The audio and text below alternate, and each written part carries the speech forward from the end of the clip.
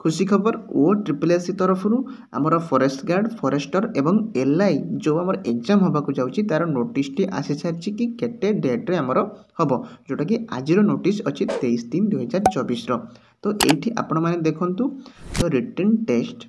in CBRE mode will be held from 24 April 2024 to 7 May 2024 माने पाखापाखि आपण मान पाखे आउ कम समय रही मात्र मसे भितर एग्जाम स्टार्ट हो आपण मैंने पढ़ापढ़ी जोरदार करूँ एवं यहाँ कौन रोचे ना state date venue timing centre सबुठी आपण मानक मात्र 15 दिन पूर्व से माने जनईदेवे माने 24 एप्रिल 7 मे भितर आपण मानक से माने जनईदेवे कि कौ दिन डेट हम कौटी हम कौटी आपणकर सेंटर से आपण मैंने व्यस्त हुंतुनी एवं अधिक डिटेल्स आपण मैंने निजे जाकि आमर जो ओ ट्रिपल एस ऑफिशियल वेबसाइट रोचे आपण मैंने सेठी जाकि निजे चेक करेंगे जो आज जो नोटिफिकेशन टी आछि